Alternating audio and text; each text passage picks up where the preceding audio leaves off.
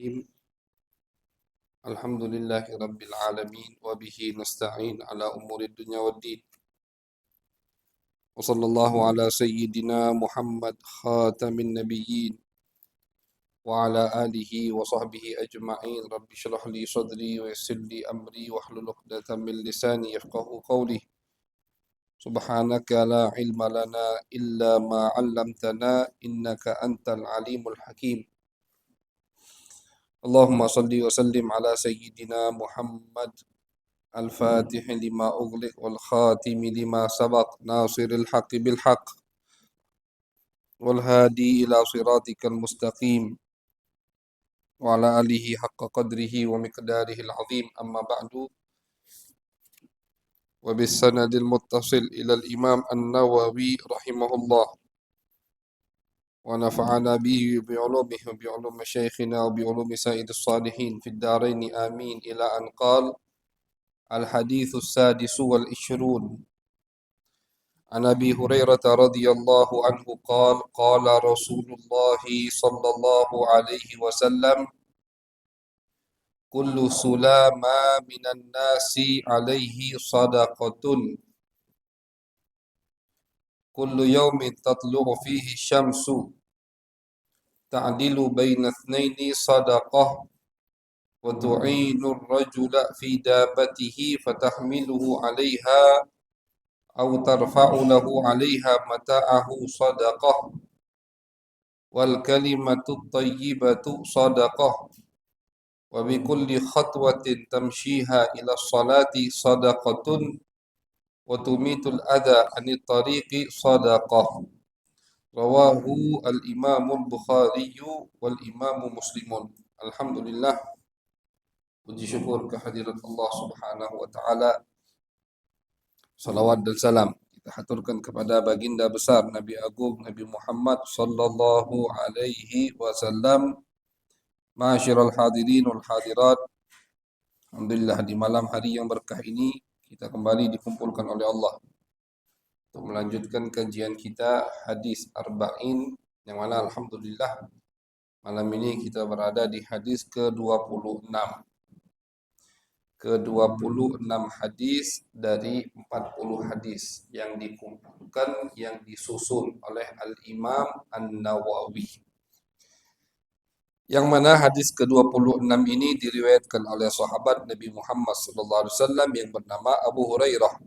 Sudah pernah kita sebutkan di sebelumnya di kajian kita ini biografi sedikit dari sahabat Nabi Abu Hurairah. Jadi kalau sahabat Nabi yang sudah kita sebutkan, tidak kita ulangi lagi biografinya, menyingkat waktu. Tapi kalau sahabat yang belum kita sebutkan, insya Allah akan kita sebutkan sedikit daripada biografi mereka. Abu Hurairah radhiyallahu anhu qala. Abu Hurairah berkata, qala Rasulullah sallallahu alaihi wasallam. Nabi Muhammad sallallahu alaihi wasallam bersabda. Sabda Nabi yang diriwayatkan oleh Abu Hurairah. Kullu sulama minan nasi alaihi sadaqatun. Kata Nabi bahwasannya setiap kullu yaumin tatlu'u fihi syams, setiap hari kita bangun dari tidur, tiap hari kita bangun dari tidur dan kita mendapati anggota tubuh kita ini masih normal, maka itu adalah nikmat yang besar dari Allah Subhanahu wa taala. Makanya termasuk doa bangun tidur, alhamdulillahilladzi ahyani ba'da ma amatani. Karena tidur itu al-mautus shaghir, kematian kecil. Itu waktu tidur. Termasuk doa bangun tidur, alhamdulillah yang sudah menghidupkan aku setelah mematikanku, yaitu setelah menidurkan aku. Itu termasuk doa bangun tidur. Jadi harus kita ingat doa bangun tidur untuk apa? Harus kita baca untuk mengingatkan nikmat Allah yang besar kepada kita. Karena nikmat Allah itu banyak. Maka ini Nabi Muhammad SAW mengingatkan kita sedikit daripada nikmat Allah yang banyak kepada kita. Kata Nabi, setiap terbit matahari, artinya setiap kalian bangun dari tidur kalian dan kalian mendapati anggota tubuh kalian sempurna, anggota tubuh kalian masih normal, masih seperti sebelum tidur, seger masih, sehat, bisa jalan, bisa gerak. Itu adalah nikmat dari Allah Subhanahu wa taala yang harus dan wajib disyukuri. Ini Nabi lagi ngajari kita untuk bersyukur. Dan Nabi adalah orang yang paling bersyukur kepada Allah. Diriwayatkan beliau itu pernah di suatu hari, di suatu malam lagi dingin ini, di musim dingin. Nabi sholat. Dan Nabi itu kalau sholat memang betul rakaatnya tidak banyak. Sayyidah Aisyah mengatakan rakaat paling banyak 13 rakaat. Sholat malamnya Nabi. Tidak pernah lebih dari 13 rakaat. Cuman lama Nabi kalau sholat. Jadi kadang 13 rakaat itu ngambil sampai beberapa jam. Kadang 13 rakaat itu yang beliau baca, rakaat pertama surat Baqarah. Rakaat kedua surat Al-Imran. Panjang-panjang. Surat Baqarah itu 2 juz lebih. 23 lembar. 23 lembar surat Baqarah. Surat Imran kurang dikit. Itu pernah ada sahabat Hudzaifah, beliau sholat sama Nabi, ikut jadi makmum sholat malam Nabi. Kan sholat sunnah boleh imaman. Ikut jadi makmum Nabi. Kata Hudzaifah, tiba-tiba Nabi habis baca Fatihah, beliau iftataha al-Baqarah. Beliau memulai awal surat Baqarah. Aku kira paling 50 ayat. Dan terus setelah 50 ayat lanjut terus. Aku kira mungkin 100 ayat. Lanjut tak taunya sampai hatam. Sampai selesai satu surat Baqarah. Rukunya juga panjang kata Hudzaifah. Tidak juga panjang, sujudnya juga panjang. Pokoknya panjang surat Nabi Muhammad. Nah, sehingga beliau itu kalau di musim dingin Madinah luar biasa. Musim dingin Madinah itu nusuk sampai ke tulang. Nah, kayak Nabi dalam hadis beliau memberi kabar gembira bagi yang sabar dengan cuaca yang ada di kota Madinah. Madinah itu kalau panas nian, kalau dinginnya. Kalau panas itu anginnya itu, kalau nampar ini, itu hangat. Anginnya hangat. Kalau dingin, pakai kata Nabi, barang siapa yang sabar dengan panasnya Madinah dan dengan dinginnya Madinah, falahul jannah. Orang itu dapat surga. Ini termasuk kabar gembira untuk yang tinggal di kota Madinah. Jadi yang sabar dengan panas dan dinginnya Madinah, saking panas kalau lagi panas, saking dingin kalau lagi dingin. Dingin itu kata Nabi dalam hadis, musim dingin adalah Rabiul Mu'min. Musim dingin itu adalah musim yang sangat bahagia untuk orang mukmin. Kenapa? Kata Nabi, malamnya panjang, maka banyak waktu untuk beribadah, siangnya pendek, tidak terlalu berat untuk berpuasa. Kalau musim dingin itu azan subuhnya setengah 6, kadang sampai jam 6. Azan maghribnya juga sama, jam 6. Kalau musim dingin. Jadi maghribnya lebih cepat, subuhnya lama. Panjang waktu malamnya. Nikmat kata Nabi, bukan nikmat untuk makan, bukan. Kata Nabi nikmat untuk kita hidupi malam itu dengan beribadah. Siangnya pendek, nikmat untuk apa? Untuk berpuasa, tidak terlalu panjang. Tapi kalau musim panas, itu luar biasa. Kadang sampai subuh jam 4, maghrib jam 7. Paling lama kita pernah di situ mengalami maghrib jam 7 lewat 15 menit. Maghrib itu. Subuhnya jam 4, 10, jam 4 lewat 15 menit. Lama jadi. Panas. Nah, makanya kata Nabi musim dingin nikmat. Dan itu dipraktekkan oleh Nabi Muhammad. Beliau ketika musim dingin, beliau hidupkan malam dengan beribadah. Sampai beliau berdiri sholat dan kakinya itu pecah-pecah dan berdarah. Kakinya Nabi sampai berdarah. Sayyidah Aisyah bangun melihat Nabi sholat begitu lama dalam berdiri sehingga kakinya berdarah. Sayyidah Aisyah namanya wong cinta, wong sayang. Kata Sayyidah Aisyah, ya Rasulullah, kenapa terlalu memaksakan diri? Bukankah semua dosamu kalau ada itu sudah diampuni oleh Allah Subhanahu wa taala? Dosa Nabi kan tidak punya dosa. Tapi kata Allah, umpama Nabi ada dosa, maka semua dosanya sudah diampuni oleh Allah Subhanahu wa taala. Tapi Nabi kata dosa. Mustahil seorang nabi mempunyai dosa. Kalau kita baca cerita, seakan-akan cerita itu Nabi berbuat dosa, maka harus kita nafikan itu dosa. Bukan dosa itu. Tidak mungkin Nabi berbuat dosa. Adapun cerita-cerita Nabi yang seakan-akan berbuat dosa, itu ada takwilannya semua.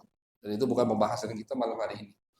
Nah, jadi, kata Sayyidah Aisyah, ya Rasulullah, bukankah dosamu kalau ada sudah diampuni oleh Allah? Kenapa sambil beribadah pecah-pecah begini?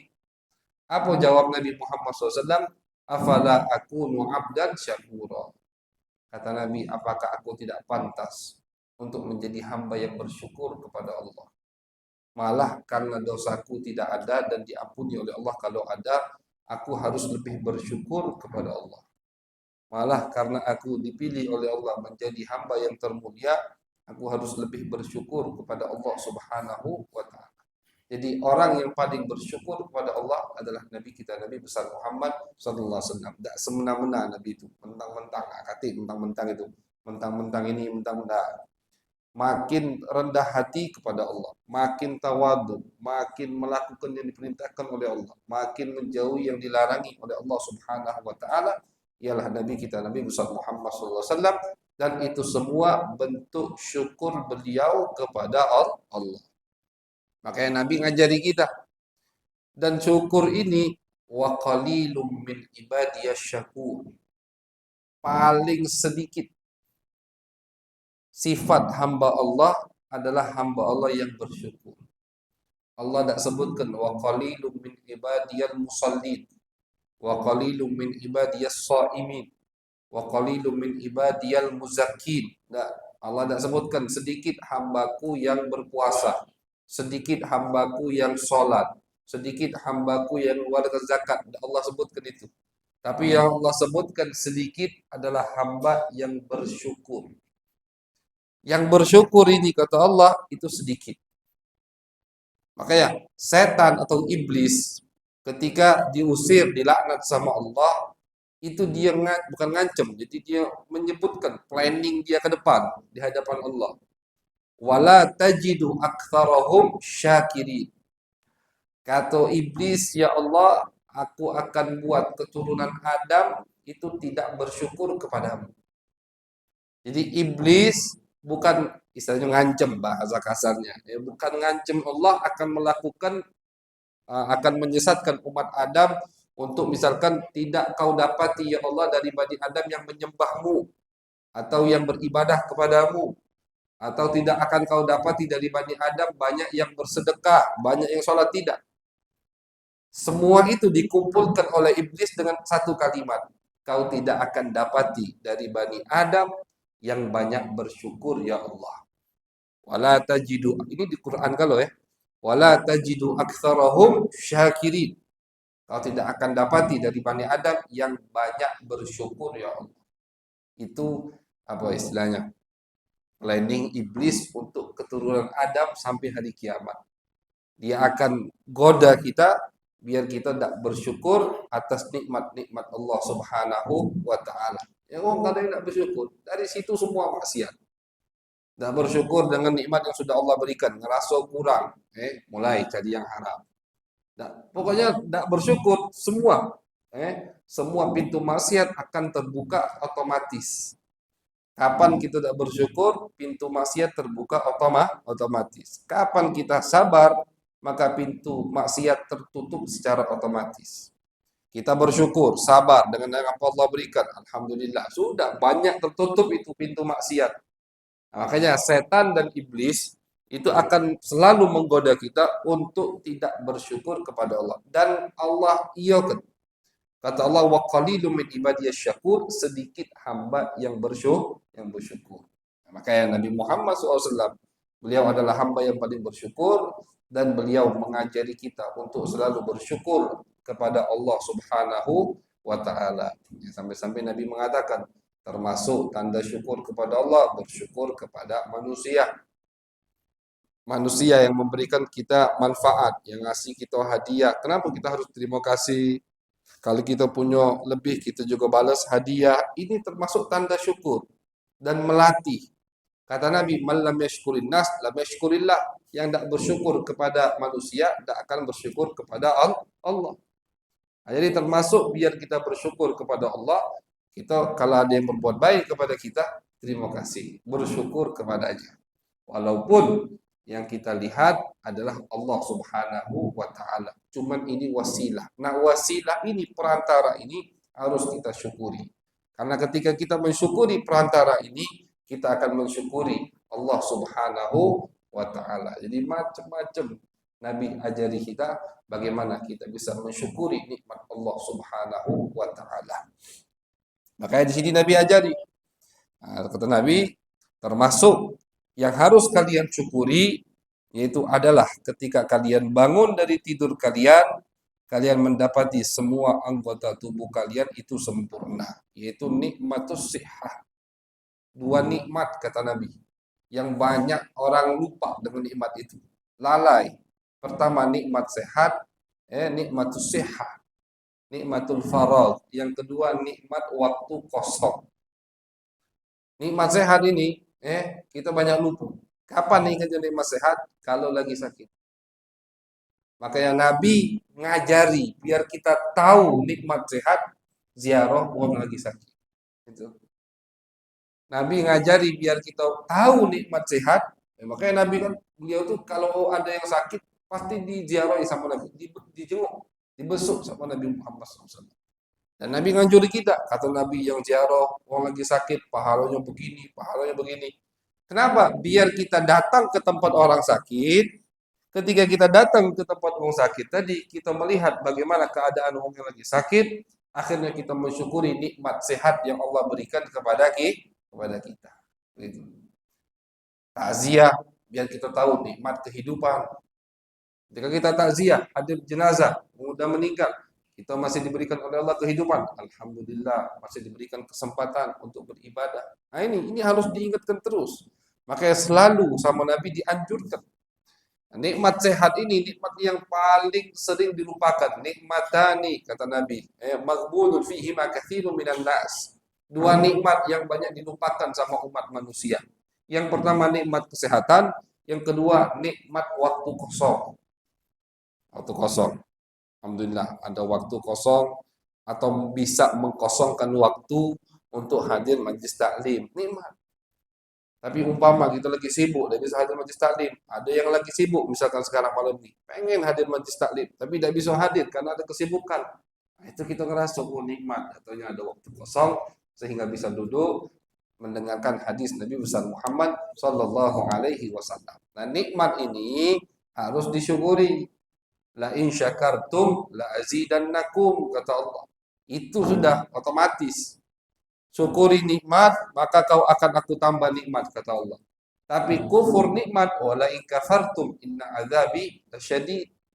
Kalau kalian tidak mensyukuri nikmat, hati-hati kata Allah. Azabku sangat pedih. Jadi biar nikmat tadi lekat di kita, awet di kita nikmat tadi, kita harus syukuri nikmat tersebut. Bahkan ketika kita mensyukuri nikmat tersebut, nikmat itu akan dilipat gandakan oleh Allah Subhanahu wa taala. Yang tadi nikmatnya kok jadi dua jadi empat jadi 8. Terus kalau kita pandai bersyukur kepada Allah Subhanahu wa taala. Nah, Nabi ajarin termasuk cara untuk mensyukuri nikmat Allah. Syukur nikmat itu bukan cuma dengan ucapan, terima kasih ya Allah, terima kasih ya Allah. Tapi tingkah lakunya tidak sama dengan ucapannya, itu bukan. Mensyukuri nikmat kadang tidak perlu dengan ucapan. Tidak perlu kita mengucapkan terima kasih ya Allah, tidak perlu kadang. Tapi apa dengan af'al, dengan perbuatan kita. Bahwasanya ini perbuatan orang yang mensyukuri nikmat Allah. Banyak. Nah, diajari sama Nabi Muhammad SAW. Salah satunya kata Nabi Muhammad, ta'dilu baina tsnaini shadaqah. Sedekah di sini artinya bukan sedekah-sedekah ya. Atau sedekah sini itu termasuk tanda mensyukuri nikmat. Kita menjadikan diri kita hakim, penengah ketika ada dua orang dari saudara kita seagama yang lagi ribut. Ngakoni wong. Ada dua wong lagi ribut. Dua keluarga lagi ribut. Kalau wong sekarang kan langsung nandak melok-melok. Kalau kita bisa ikut andil dan kita mengharapkan dengan andilnya kita dua orang tadi atau dua keluarga itu bisa bersatu kembali, nyambung tadi silaturahim, itu pahala yang besar dari Allah. Dapat pahala yang besar dari Allah. Bahkan dalam posisi seperti itu kita boleh berbohong, termasuk bohong yang dibolehkan dalam syariat ketika bohongnya kita ini untuk mempersatukan orang yang lagi ribut. Boleh bohong. Dan pahalanya besar. Dan itu termasuk akhlak Nabi Muhammad SAW. Nabi itu, beliau belum diutus saja, adanya Nabi, belum diutus ini, itu sudah bisa mempersatukan umat Mekah pada saat itu. Diriwayatkan ketika Nabi umur baru 35 tahun. Mekah itu kebakaran, Ka'bah kebakaran. Jadi Ka'bah itu pernah kebakaran. Gara-gara perempuan tuh lagi lagi ngokopi Ka'bah, arengnya itu kebanyakan, lalai, akhirnya ukupnya tadi kena kain Ka'bah sehingga api, naudzubillah, namanya api kalau ada itu. Kebakarannya besar, sampai-sampai orang Mekah harus merenov ulang Ka'bah. Nah, jadi termasuk renov ulang Ka'bah, Ka'bah itu berapa kali direnov. Di zaman Nabi itu sekali terjadi. Kapan? Waktu umur beliau 35 tahun. 5 tahun sebelum beliau diutus sama Allah Subhanahu wa taala. Itu perenovan Ka'bah terjadi. Akhirnya direnov. Nah, karena Ka'bah nak dibangun ulang, hancur soalnya banyak yang roboh, batu-batu. Karena gara-gara kebakaran tadi. Karena Ka'bah harus direnov ulang, Hajar Aswad harus diangkat. Itu diriwayatkan orang Mekah itu ragu-ragu nak renov Ka'bah. Kan kalau namanya renov harus dihancurin dulu. Nah mereka nak ngancuri Ka'bah itu takut, tahu ini rumahnya Allah. Akhirnya ada satu orang yang memberanikan diri, yang lain tidak mau ikut-ikut dulu. Satu orang memberanikan diri, dia menyebut nama Allah, dengan nama Allah dia hancurkan atau dia pukul batu pertama yang ada di Ka'bah. Niatnya kan untuk dibangun kembali. Aman, tidak tahu ini. Baru dijingol sama yang lain. Oh, udah kena azab ini. Karena kan belum lama mereka melihat azab Tayran Ababil. Yang umurnya lebih dari 35 tahun, atau yang sudah waktu itu, atau yang umur 40 tahun, ingat masih ada Raja Abraha yang datang ke Mekah ingin menghancurkan Ka'bah. Allah turunkan azab, dijingkok sama mereka. Burung dari langit, bawa 3 batu. Batu ini dari api neraka. Burung ini ditulis sudah di istilahnya setiap satu burung untuk satu orang dari pasukan Abraha. Nah, kemana pasukan ini berlari, dikejar sama burung itu. Istilahnya mapnya udah pas, nggak bakal salah lokasi. Bahkan diriwayatkan salah satu anak buahnya Abraha itu sempat berlari sampai ke Yaman. Sengaja burung ini ngikuti pelan-pelan untuk menceritakan ke orang Yaman apa yang terjadi. Setelah dia cerita sama orang rame-rame, mengas-mengas, burung itu tidak tahu di pojok, dihancurkan di situ. Itu dilihat dengan mata kepala mereka. Makanya mereka sangat menghormati Ka'bah. Ketika Ka'bah terbakar, ragu.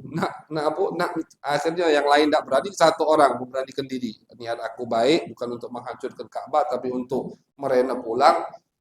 Dia hancuri berani, datanya aman, tidak turun azab dari langit. Baru yang lain ikut menghancurkan Ka'bah. Sampailah ke pondasi yang dibangun oleh Nabi Ibrahim. Ketika mereka tidak tahu, ketika mereka mau menghancurkan itu, gempa semekah. Oh, ini berarti tidak boleh udah. Baru mukul itu, pondasi itu gempa semekah. Oh, ini tidak boleh. Tanda dari Allah Subhanahu wa taala. Hasil mereka bangun kembali. Nah, kan Hajar Aswadnya harus diturunkan, disimpan tuh. Selesai bangun Ka'bah sudah rapi Ka'bah. Nah, sekarang letakkan Hajar Aswad, ribut orang Mekah. Setiap kabilah mengatakan aku yang harus meletakkannya, karena ini satu kemuliaan. Meletakkan Hajar Aswad kepada tempatnya. Ribut sampai hampir jadi peperangan, saling bunuh. Karena ribut tadi, setiap kabilah pengen dia yang ngangkat. Akhirnya mereka udah kita pasrah be, istilahnya kita undi, kita nekat-nekatan. Orang yang pertama kali masuk ke Masjid Haram, kita jadikan dia yang meletakkan Hajar Aswad. Karena mereka tidak ketemu solusinya. Tidak tahu subhanallah yang masuk adalah Nabi besar Muhammad sallallahu alaihi wasallam. Waktu itu umur beliau 35 tahun. Belum jadi nabi. Nabi yang masuk mereka katakan radina bil amin. Kami setuju dengan Muhammad. Jadi nabi itu adanya saja mempersatukan umat. Kami setuju dengan Muhammad. Semua serentak, semua kabilah sepakat ridho ikhlas Muhammad yang meletakkan Hajar Aswad kepada tempatnya.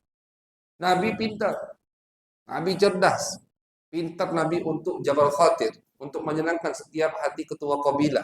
Kata Nabi, tolong ambilkan kain besar, beliau letakkan Hajar Aswad ke kain itu. Nah, setiap kepala kabilah megang kain itu. Jadi semua kena bagian, kena jatah untuk memindahkan Hajar Aswad.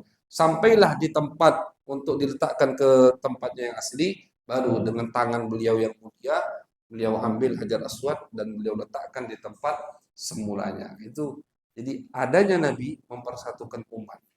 Itu Nabi. Jadi belum ada syariat, tapi dengan zatnya Nabi Muhammad, umat sudah dipersatukan oleh Allah.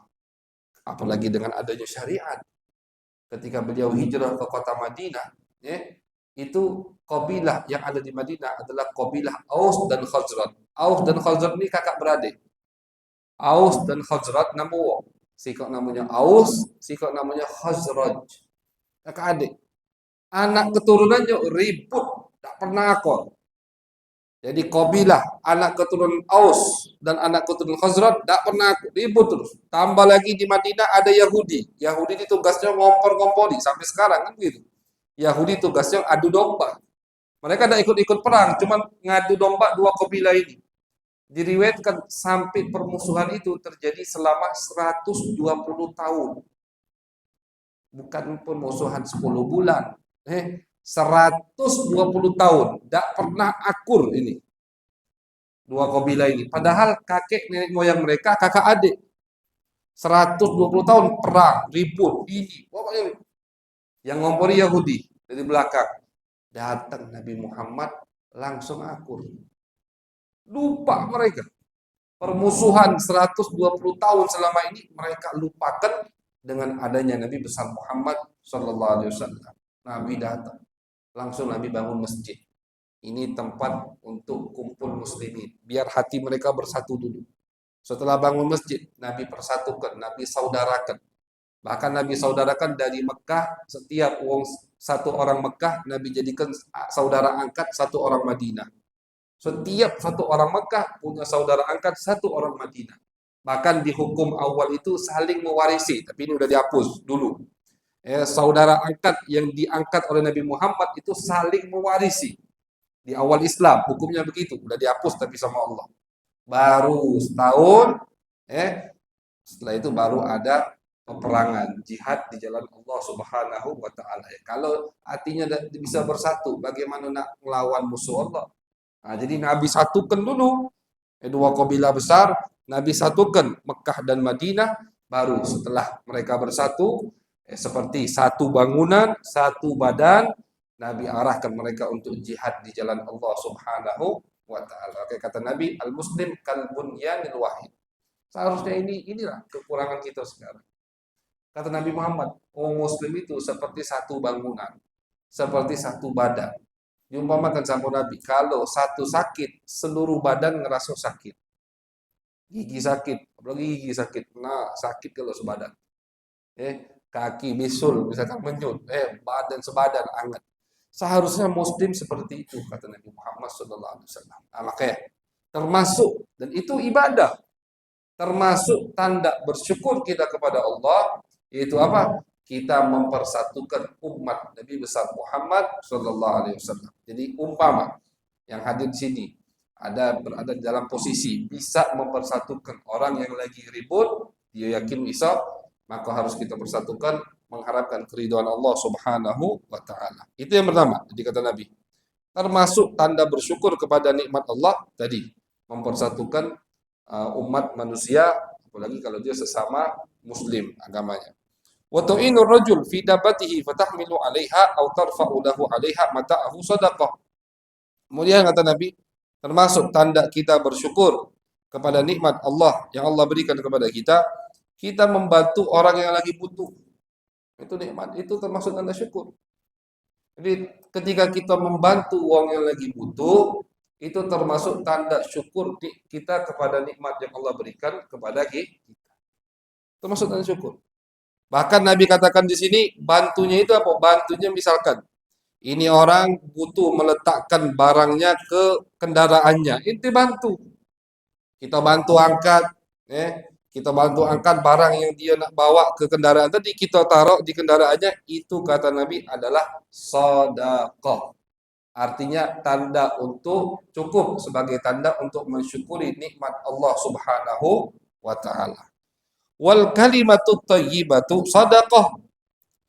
Tak bisa juga misalkan, tak bisa ngebantu, tak bisa ngakurkan orang. Maka kata Nabi Muhammad, ucapan yang baik adalah sedekah. Cukup untuk mensyukuri nikmat Allah. Ucapan yang baik artinya mulutnya dijaga. Itu. Mulutnya tidak kasar, mulutnya tidak jahat misalkan. Mulutnya tidak judes. Kalau ngomong tidak nyakiti wong. Nah, itu termasuk tanda kita mensyukuri nikmat Allah Subhanahu wa taala. Karena kata ulama, terkadang bekas luka itu bisa hilang, tapi luka kalau yang diciptakan dari mulut itu tidak bisa hilang. Kadang ada wong gara-gara satu kalimat bermusuhan bertahun-tahun. Dari satu kalimat, dari satu ucapan jadi musuh bertahun-tahun. Nauzubillah. Kadang begitu. Makanya di dalam syariat Islam, Nabi selalu ngajurin kita, mulut itu jaga. Bahkan Sayyidina Abu Bakar As-Siddiq, sahabat Nabi Muhammad, beliau itu kalau sudah mulai merasa banyak ngomong, yang menurut beliau kurang bermanfaat, maaf, beliau ambil batu kerikil, tentunya dibersihkan, beliau masukkan ke mulut beliau. Batu kerikil. Ini cara beliau mendidik dirinya agar tidak banyak ngomong. Beliau ambil batu kerikil, masukkan di mulut. Jadi kalau nak ngomong betul batu kerikil tuh, ingat jadi ngomong itu. Untuk itu, ini sekelas Abu Bakar As-Siddiq yang kita yakin omongannya kata yang tidak bermanfaat, pasti bermanfaat. Cuman kalau beliau merasa ini kurang bermanfaat, beliau ambil beberapa batu kerikil, dimasukkan ke mulut. Itu. Kata Nabi, man somata najah, yang diam itu selamat. Titik, kata Nabi. Udah. Pengen selamat, banyak-banyaklah diam. Tapi pengen tidak selamat, ngoceh lah terus. Ada bagi ngoceh itu ngomongi wong. Ada bagi ngoceh itu ngatui wong. Ada bagi ngoceh itu nganggu wong. Nyinggung wong. Ngomonglah coba. Makanya kata ulama, yang banyak ngomong banyak salah. Yang banyak salah, neraka lebih pantas untuknya. Karena Nabi dalam hadis, man somata najah. Stop, kata Nabi. Yang diam selamat. Yang banyak diam lebih selamat. Kata ulama, kalau umpama kamu ngomong itu senilai perak, artinya apa? Yang kita omong ini pasti bagus. Artinya omongan kita senilai dengan perak, artinya bagus. Maka diammu dari omongan tersebut itu senilai dengan emas. Artinya emas lebih bagus di diam. Harus betul-betul lidah ini dijaga.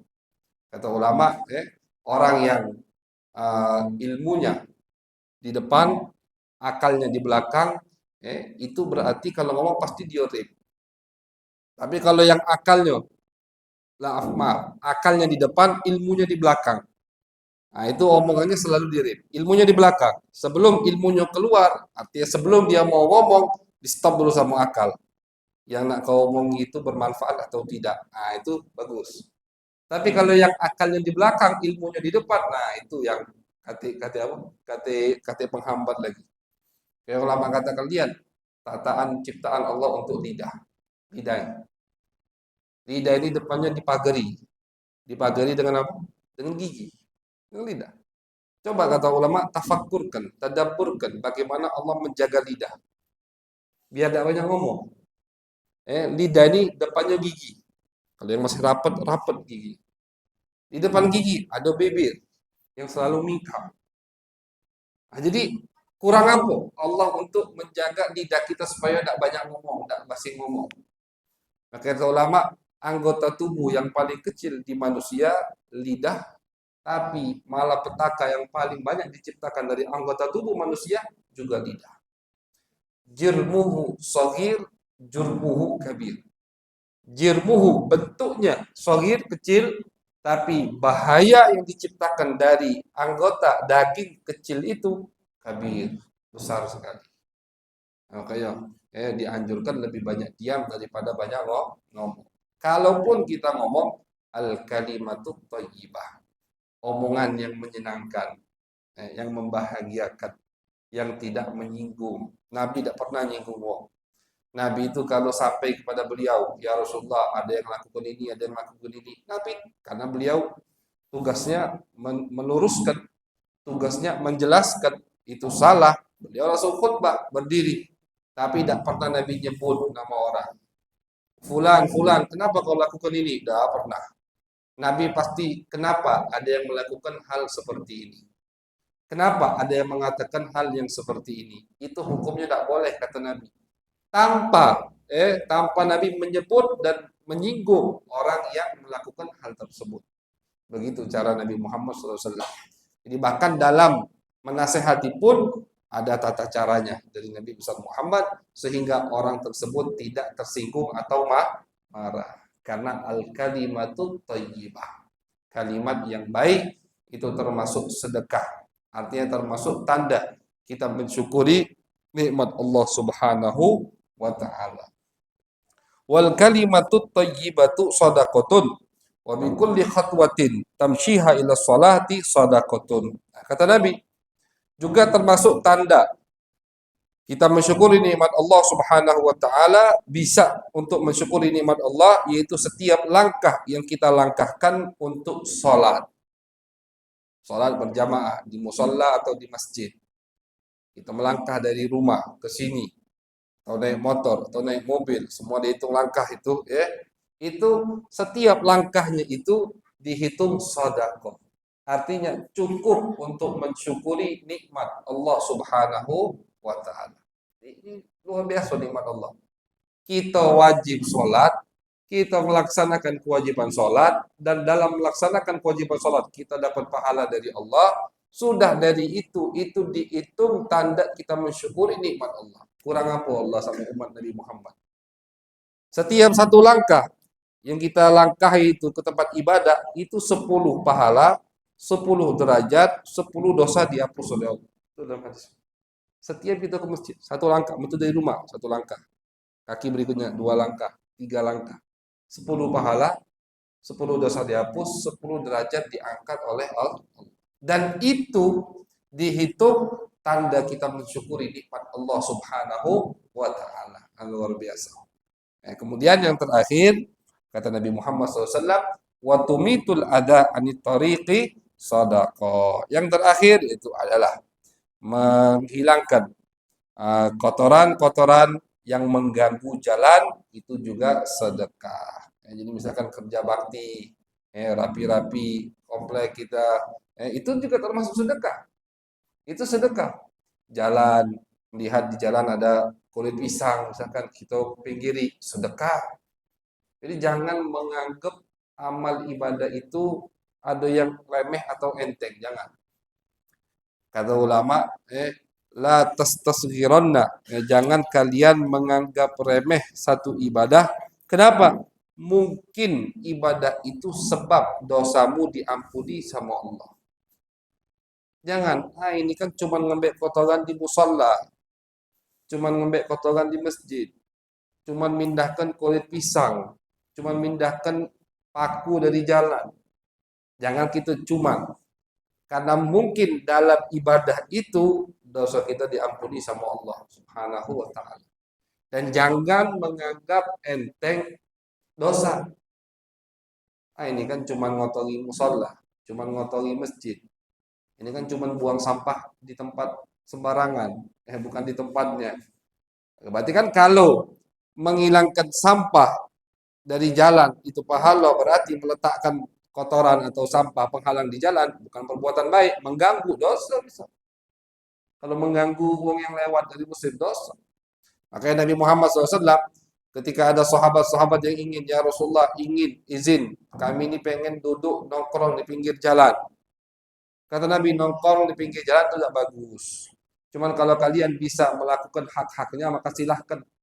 Apa ya Rasulullah hak-haknya? Pertama, tutup mata dari yang haram. Kemudian yang kedua, kata Nabi Muhammad, ucapkan salam. Yang ketiga, jangan kotori jalan. Atau kalau ada kotoran, bersihkan di jalan itu. Itu hak-hak untuk orang yang nongkrong, kata Nabi Muhammad SAW.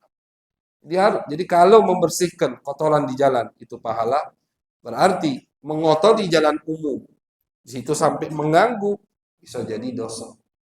Ya, karena kebalikan dari pahala. Jadi jangan meremehkan amalan ibadah dan jangan meremehkan amalan maksiat.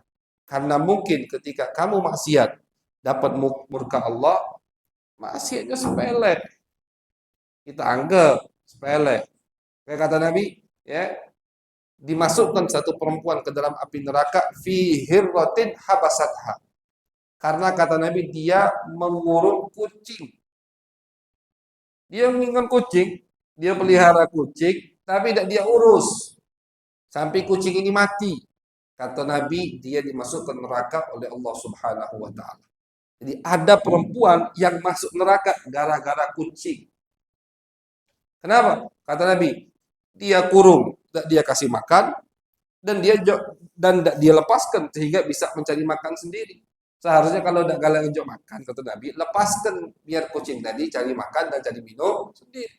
Ini tidak dia kurung dan dia kasih makan minum sampai mati tidak tahu kucing itu. Kata Nabi masuk neraka. Dan ada perempuan zaniyah masuk surga karena anjing. Karena anjing. Dia habis perempuan kotor, habis maksiat, nak balik ke rumah, habis maksiat, habis berzina, perempuan kotor. Di jalan dia lihat ada anjing samping sumur. Anjing ini kehausan. Anjing ini tidak bisa anjing nyemplung, dia takut ke sumur anjing. Jadi diam di depan sumur, pengen minum. Tersentuh hatinya. Ini perempuan habis berbuat dosa. Dia timba sumur itu, ketik wadah, dia jadikan sepatunya untuk wadah minum anjing. Dia kasih minum anjing itu. Minum sampai anjing tadi leguk. Udah. Itu kata Nabi, dosanya semua diampuni. Gara-gara ngasih anjing mie. Jangan sekali-kali kita nyepelehkan amal ibadah dan jangan sekali-kali kita nyepelehkan maksiat. Ini masuk neraka gara-gara ngurung kucing. Ini masuk surga gara-gara padahal pelacur perempuan ini, maaf. Perempuan yang berbuat zina setiap malamnya. Tapi karena dia ngasih anjing minum satu kali cuma itu kejadian itu, Allah ampun, Allah hapus semua dosanya. Innallaha ala kulli syai'in qadir. Allah mampu. Gara-gara satu amalan tulus, ikhlas, kasihan sama anjing itu, Allah hapus semua dosanya. Itu tidak mustahil untuk Allah Subhanahu wa taala. Makanya di sini Nabi juga memberikan sinyal kepada kita bahwasanya jangan sekali-kali kita nyepelehkan amal baik. Semua amal kita lakukan. Yang bisa kita lakukan. Mungkin sholat kurang diterima, mungkin puasa kurang diterima, mungkin haji umroh kurang makbul. Tapi ada satu amalan, misalkan kita ikhlas melakukannya, gara-gara itu semua diterima. Gara-gara itu dosa diampuni. Gara-gara itu masuk surga Allah Subhanahu wa taala. Karena kita kan tahu, karena apa kita diampuni oleh Allah Subhanahu wa taala. Makanya setiap amal ibadah yang kita dengar, kita amalkan.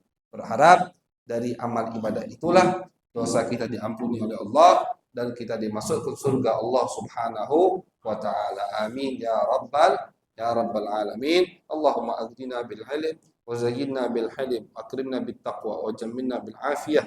Allahumma ij'al jam'ana hadha jam'an marhuma وتفرقنا من بعده تفرقا معصوما ولا تجعل فينا ولا معنا ولا إلينا شقيا ولا محروما. ربنا تقبل منا إنك أنت السميع العليم، تب علينا إنك أنت التواب الرحيم. وصلى الله على سيدنا محمد وعلى آله وصحبه وبارك وسلم، والحمد لله رب العالمين.